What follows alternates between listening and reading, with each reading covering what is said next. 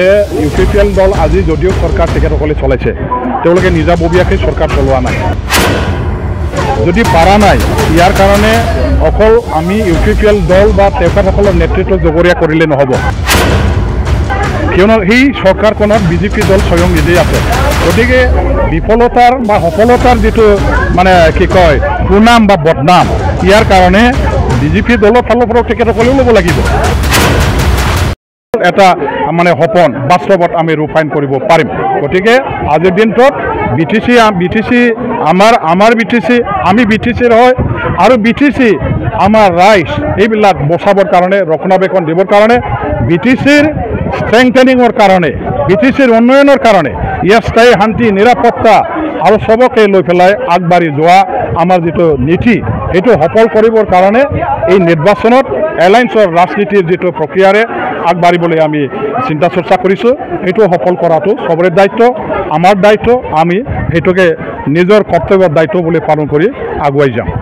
BJP আৰু এই মিত্ৰতাই ৰাইজৰ কিবা আশা আকাংক্ষা পূৰণ কৰিব পৰা নাই নেকি? আশা পূৰণ কৰিব পাৰিছে, পৰা নাই। ইয়াৰ হিচাপ কিতাপটো আপোনাসকলে বৰ্তমান নিজে উপলব্ধি কৰিছে, নিজে চাই আছে। চাওক যে ইউপিপিএল দল আজি যদিও চৰকাৰ তেখেতসকলে চলাইছে, তেওঁলোকে নিজাববীয়াকৈ চৰকাৰ চলোৱা নাই। তেখেতসকলে বিজেপিৰ লগত এলায়েন্সত থাকি চৰকাৰ চলাইছে আৰু এলায়েন্স গভৰ্ণমেণ্টত থাকিলে কাম কৰাৰ বেলেগাত কতবা নহয় কতবা বেঘাতটো জন্মিব। গতিকে আমি আজি তেখেতসকলে যিমানখিনি কাম কৰিব পাৰিব লাগিছিল, যদি পৰা নাই ইয়াৰ কাৰণে অকল আমি ইউপিপিএল দল বা তেখেতসকলৰ নেতৃত্ব জগৰীয়া কৰিলে নহ'ব, কিয়নো সেই চৰকাৰখনত বিজেপি দল স্বয়ং নিজেই আছে। গতিকে বিফলতাৰ বা সফলতাৰ যিটো কি কয় সুনাম বা বদনাম, ইয়াৰ কাৰণে বিজেপি দলৰ ফালৰ পৰা তেখেতসকলেও ল'ব লাগিব, অসম চৰকাৰেও ল'ব লাগিব। আমি কাকো এতিয়া বেছি দোষী বা কম দোষী বুলি ক'ব নোৱাৰোঁ।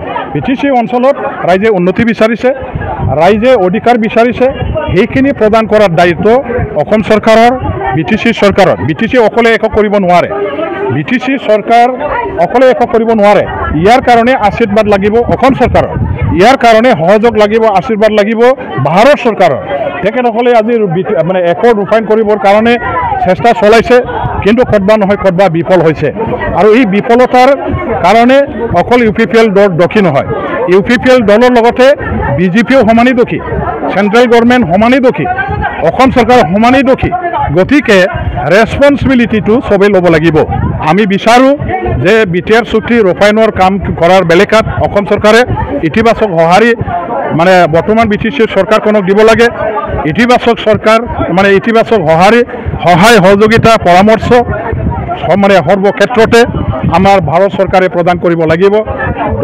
দফা বাই দফা যিটো ৰূপায়ণ কৰিব লগা এতিয়াও যে ৰৈ আছে, সেইবিলাক ৰূপায়ণ কৰাৰ দায়িত্ব মূলতে নাম্বাৰ 1 অসম চৰকাৰৰ আৰু ভাৰত চৰকাৰৰ। বাকী বিটিচি গভৰ্ণমেণ্টে ইয়াৰ ওপৰত দাবী জনাবহে পাৰে, কিন্তু আমি দেখাত এইখিনি তেখেতসকলে বিটিচি গভৰ্ণমেণ্টে বৰ্তমান ভাৰত চৰকাৰ অসম চৰকাৰৰ পৰা যিমানখিনি সঁহাৰি পাব লাগিছিল সিমানখিনি সঁহাৰি তেখেতসকলে পোৱা নাই, যাৰ কাৰণে গোটেই দিশত তেওঁলোকে সন্তোষজনকভাৱে আগবাঢ়ি যাব পৰা নাই। সেই দৃশ্যটো আমি নেদেখা নহয়, সেইটো দেখা পাইছোঁ, ৰাইজেও উপলব্ধি কৰিছে। ইয়াৰ কাৰণে আজি তেওঁলোকে কাম কৰাৰ বেলেগাত সন্তুষ্টভাৱে ৰিজাল্টটো দিব পৰা নাই।